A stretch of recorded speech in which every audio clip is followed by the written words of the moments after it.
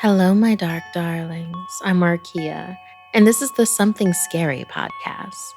To our veteran listeners and those just voyaging into the dark with us for the first time, welcome. School in and of itself can be a horror show, but what's worse is being of a young age when no one takes you seriously. Your dreams, fears, and even safety are often brushed aside and ignored. The thing is, when nobody is listening when you're the victim, you might just turn into the monster. First, teenage wishes and after-school nightmares, followed by panic in the storm. Then RSVPing evil. Finally, in our featured story, the devil wears stilettos. I receive hundreds of creepy story submissions every single week. And of those, the scariest ones make it into our podcast, along with the story that we've chosen to animate and post over at youtube.com/snarled. If you have a tale you're dying to share, send me an email at somethingscary@snarled.com. If you'd like to support Something Scary, then consider joining our Patreon. As a patron, not only can you help the show and see ad-free episodes, you can also be a part of the horror and hear your name featured in one of our podcasts or weekly video stories. Visit patreon.com/snarled. So, want to hear something scary? Monster within us all. High school can be a living nightmare, even for the adults who work there. You grow up, but do you ever get out? It might not be all that it seems, like in this story written by Janine. Mark moved the mop and bucket along the corridor, swooshing the floor in time to the music in his headphones. He hated this job, not because of cleaning, but because he'd hated high school the first time around and was constantly beset with bad memories being back within its walls daily. But bills needed to be paid. At least he didn't have to deal with the kids. Most of them had long gone, only a few left here and there, dribbling out of football practice or play rehearsal. Just as he'd finished cleaning the floor by the lockers, 2 football players ran past, knocking over the filthy bucket of water. "Sorry, dude," one called out as they sped out of the doors. "Punks," Mark muttered, now with twice as much to do. "If I was the principal, I'd make them pay for that." Still swabbing the mop and cursing, he didn't hear the footsteps creeping up behind him, and he jumped when a bony finger tapped him on the shoulder. It was Mrs. Miller, the drama teacher. "Coach Francis is done, so I'm heading home now too. All classrooms are empty and ready for you to..." She trailed off, pointing at the mop. "For you to do what you do. Good night." She waved and smiled as she departed. He was now the only person in the building, which suited him just fine. They'd never said it, but Mark was certain that the faculty and kids looked down on him.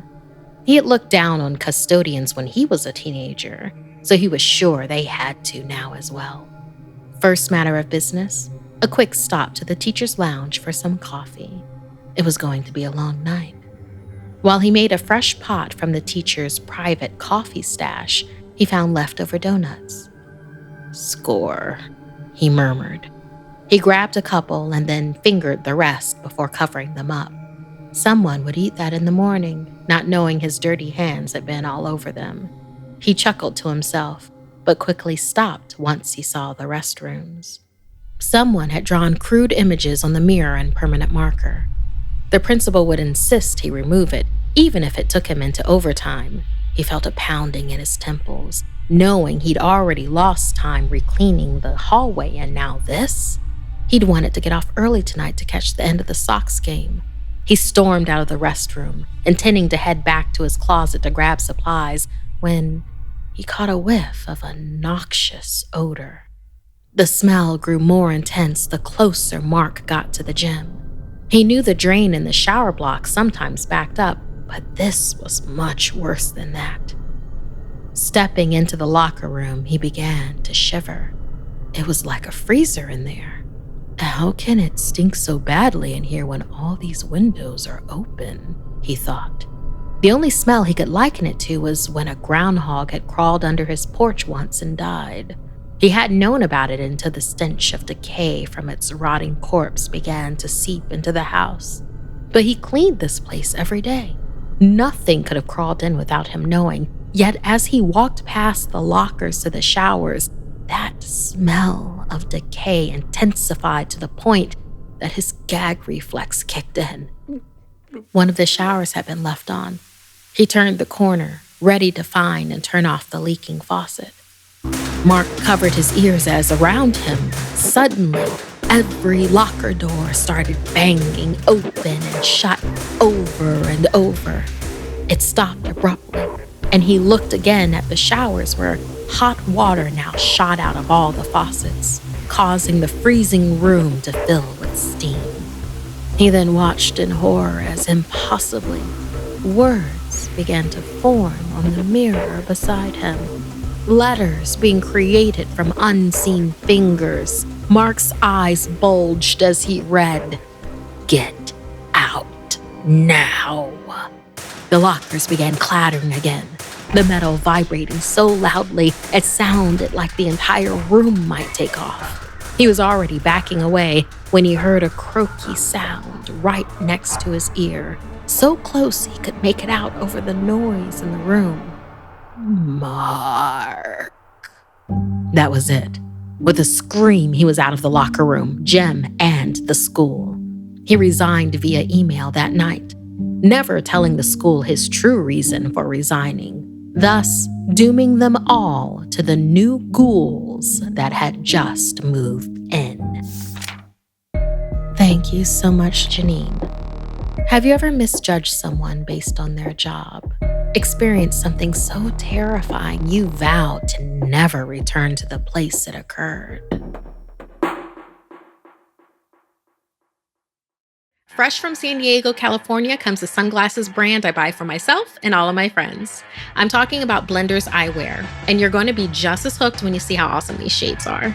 Unlike expensive big brand shades that you've probably lost or smashed in the past, Blenders are actually affordable, so you're not going to cry as much when the inevitable happens. I love that Blenders offers so many types of glasses to choose from. And it's not just sunglasses, because one thing I've discovered in the last couple of years is the importance of blue light glasses. Since I spend a lot of time looking at screens, it's important to take good care of my eyes. They're perfect for when I'm working on set and I spend more time than usual on my phone. Live life in forward motion with Blenders today. To score 15% off your Blenders purchase, visit blenderseyewear.com and enter promo code SCARYVIP. That's blenderseyewear.com, code SCARYVIP for 15% off. Blenders, rocked with pride worldwide. When the people charged with your safety are not prepared to watch over you, it will only end in carnage. Like in this story inspired by Angelina. I was on recess duty when it happened. As a philosophy major who laughingly told people that I minored in urban legends and religious mythology, I still never imagined that I'd end up at an elementary school, standing outside, watching a bunch of kids. But I needed a job, and meeting Miss Murphy was a huge bonus. She was that once-in-a-lifetime type of teacher, a shining light that loved life, her students, and was a person that could always be counted on. That day, that awful day, we stood in the crisp air as the 3rd and 4th graders were running around, chasing each other in tag or swinging on the monkey bars. About 15 minutes into recess, the sky began to change. Dark gray clouds rolled in and then seemed to hover still over the school. Thunder roared and lightning lit up the sky like it was the 4th of July.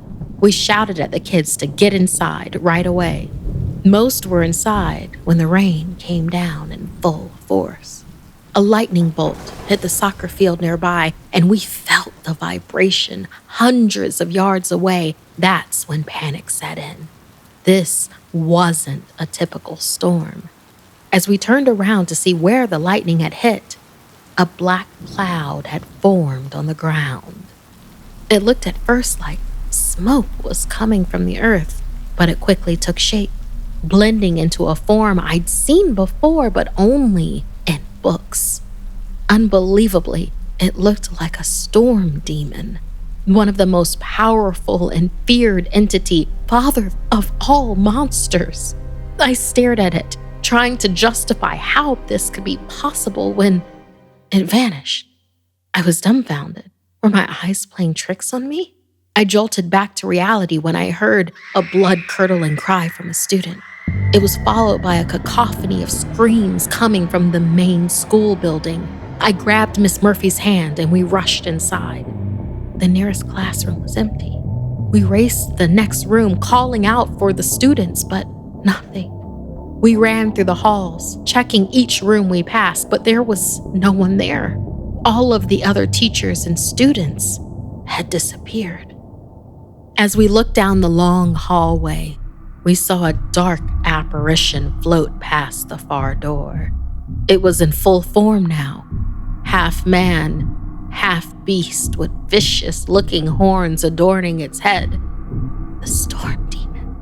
It stood over 10 feet tall, holding a scythe. We could feel the energy radiating from its core. We ran into the nearest corridor and hid in the janitor's closet.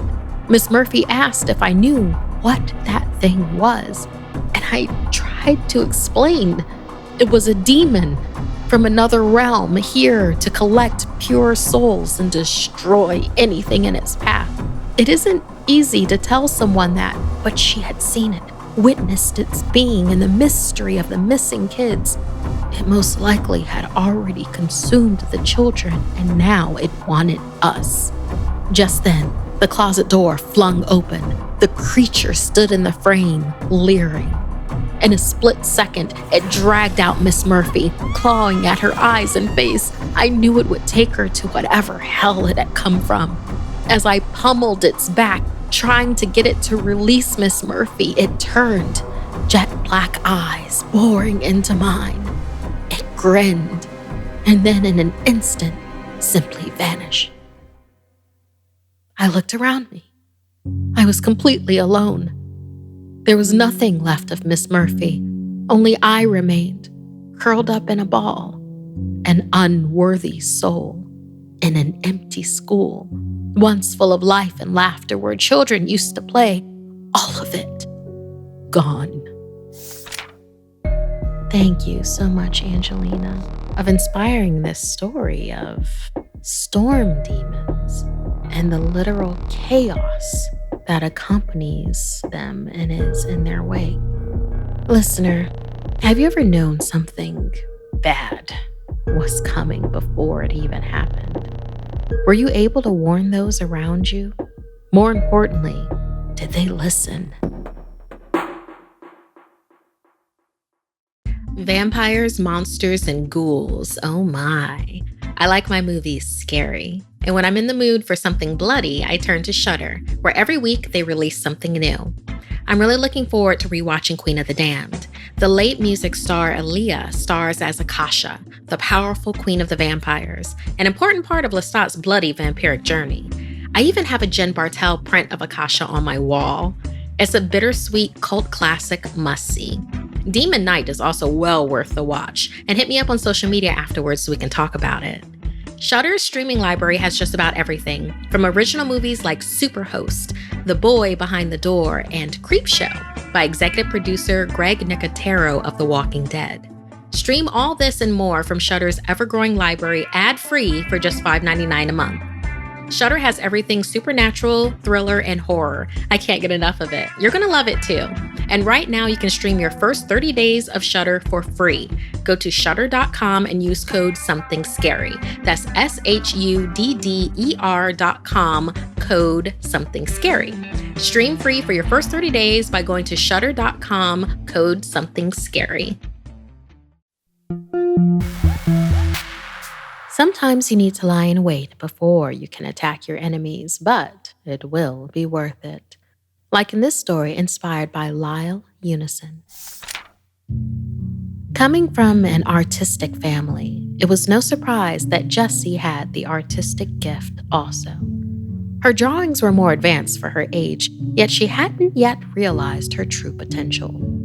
She spent more time focused on her lack of friendships and popularity than harnessing her natural gift.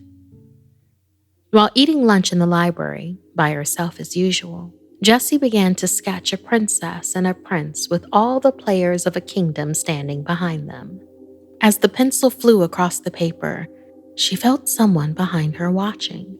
When she looked, she saw Tate, a good-looking senior who had never seemed interested in her before.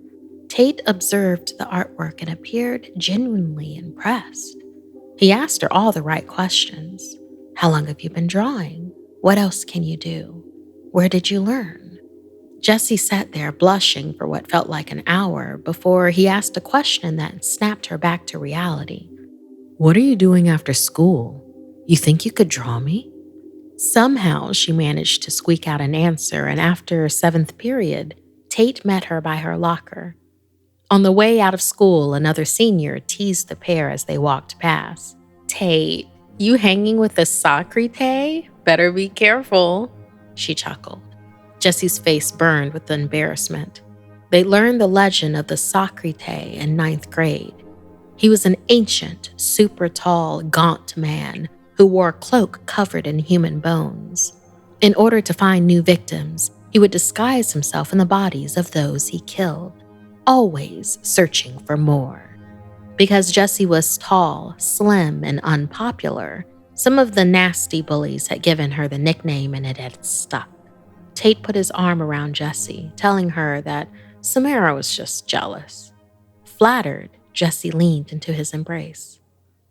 Once inside Tate's house, Jessie began to set up her pencils and papers as he posed, ready to be drawn. After a few minutes, while she made initial marks on the paper, Tate started asking questions about her life. Her parents' names, if she had siblings, what she wanted to do after graduation.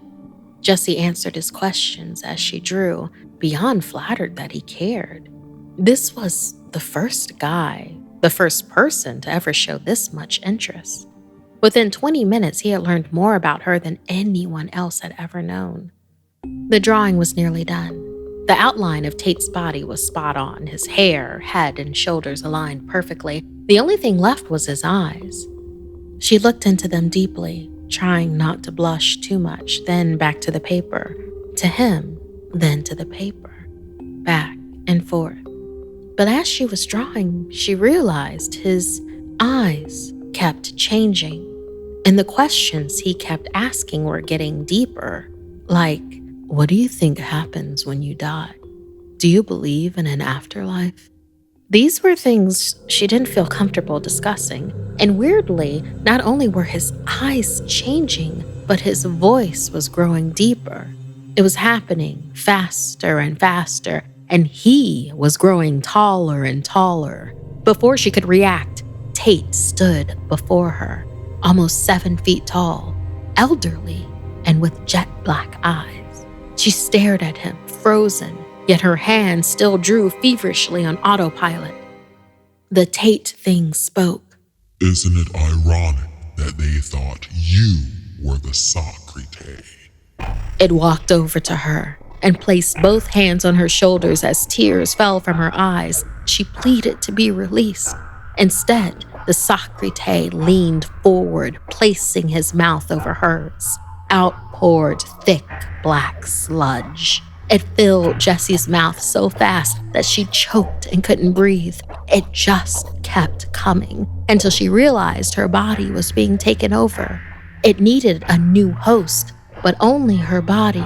She, the essence that was her, was dying. The capillaries in her eyes popped as her life extinguished. Old Jessie was gone. The transfer was complete as the Sakreeteh admired its new form. New Jessie grabbed her pencils and backpack. As she walked out, she looked down at the drawing of Tate transforming, his jet black eyes ripping through Tate's blue ones. With a smirk, new Jessie ripped the picture into tiny pieces. The truth would never be revealed. Thank you so much, Liall, for inspiring this story of the Sakreeteh for us. Listener, has anyone only ever been nice to you because they wanted something from you? Did you give in to their ask or hold true to yourself?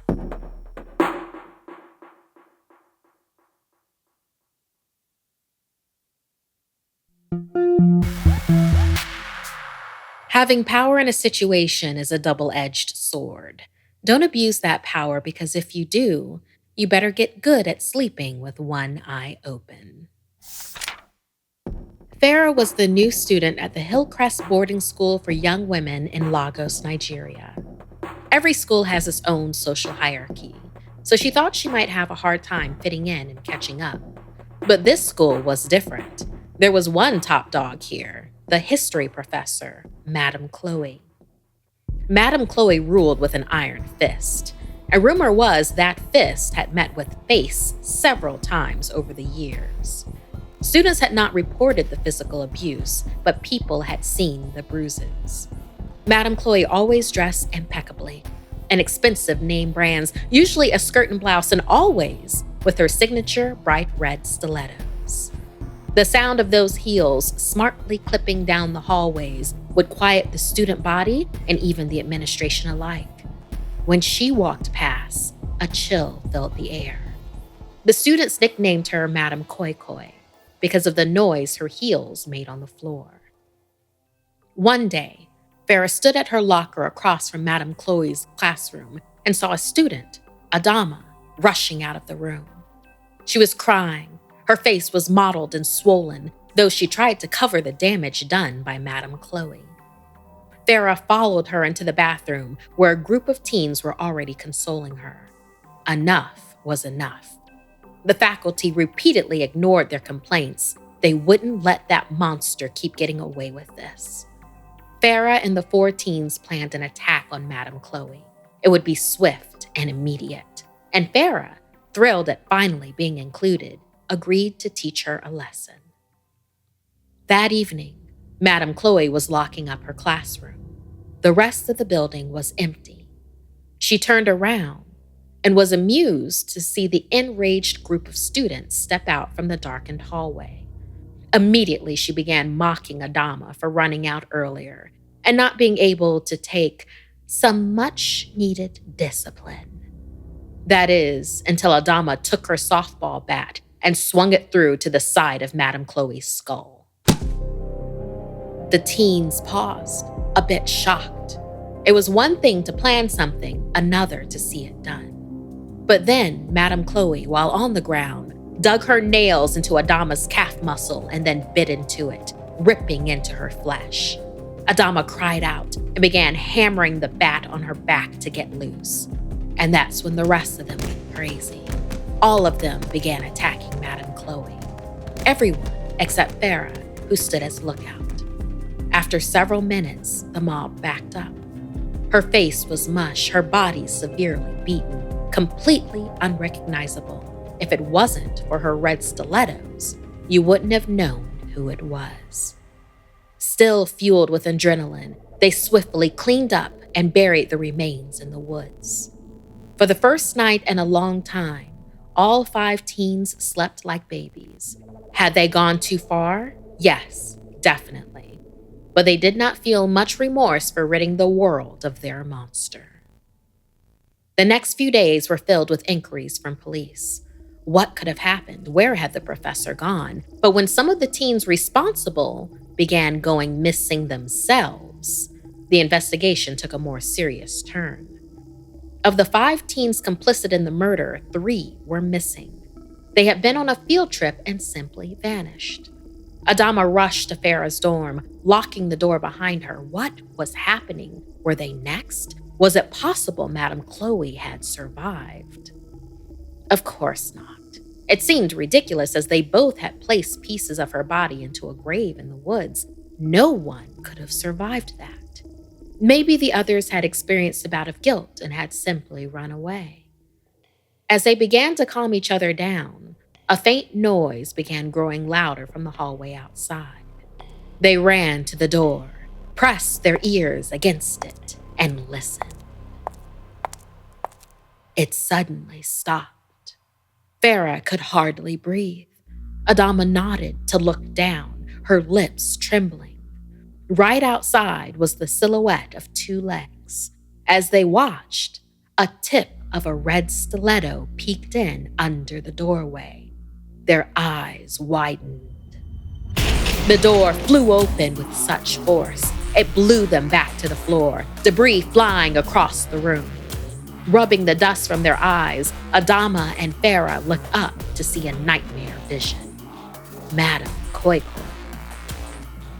holding the same bat that Adama had just weeks before, with her neck barely attached and body patched back together. The professor limped steadily toward the screaming teens and raised her weapon high.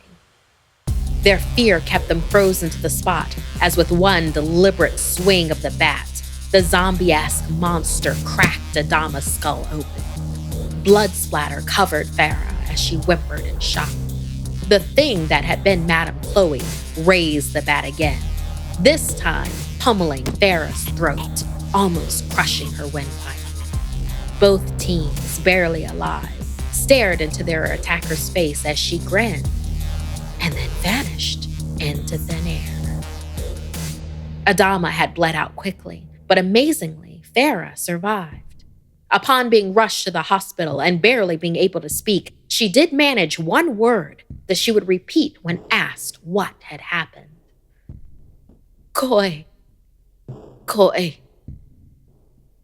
It didn't take long for rumors to emerge.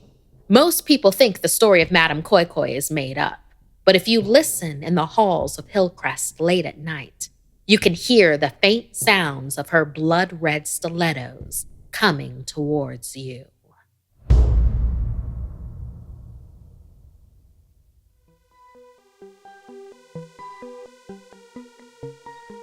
This week's podcast stories were edited by Markia McCarty, Sarah Lukasiewicz, and Janine Pipe.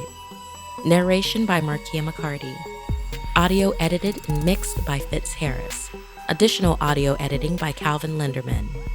Art and graphics by Mari Carlson. Produced by Hannah Mullen and Markia McCarty. Executive producer Gail Gilman. Music by Sapphire Sandalo and Calvin Linderman.